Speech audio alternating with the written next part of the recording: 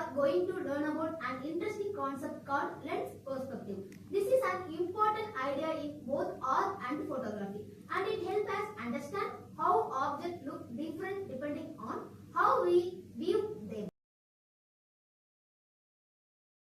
You know how some photos just feel epic and others feel really personal and close? Well, the secret isn't always what's in the photo. It's something called lens perspective. Okay, let's dive into this because I promise by the end of this, you're going to see the world in a completely new way. But first, I need you to do something for me. Seriously, it'll take like 5 seconds. Are you ready to see a little bit of everyday magic?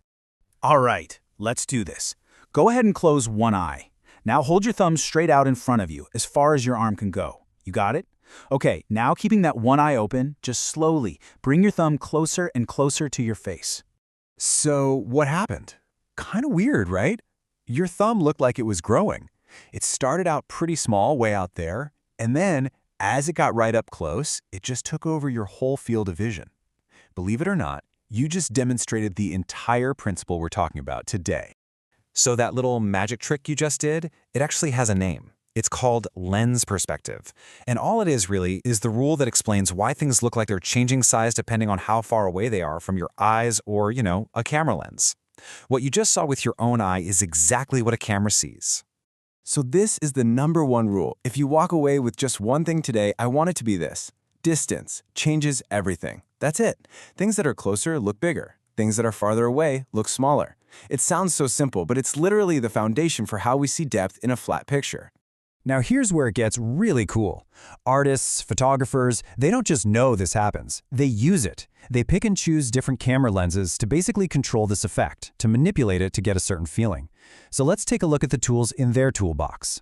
This breaks it down perfectly. So on one end, you've got your wide-angle lens. This one totally exaggerates that thumb trick we just did. It makes anything up close look huge and stuff in the background look tiny. It's super dramatic.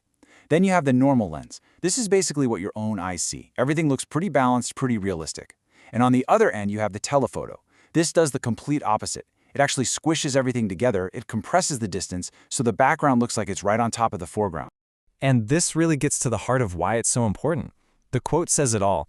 Without perspective, everything would look flat and unrealistic. I mean, it's true. You'd lose all that sense of depth. Perspective is what pumps that 3D life into a 2D image.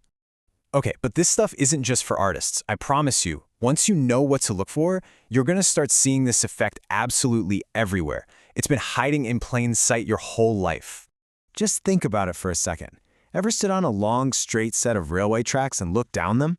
It seems like they literally touch way off in the distance, right? Or what about standing at the bottom of a huge skyscraper and looking straight up? The sides of the building look like they're leaning in. That's not some weird illusion. That is pure lens perspective, happening in real time. And just like that, you've basically unlocked a new superpower. Seriously, it's a new way of seeing the world, a way to kind of break down what you're looking at and understand why it looks the way it does. So let's do a quick recap of what we've covered.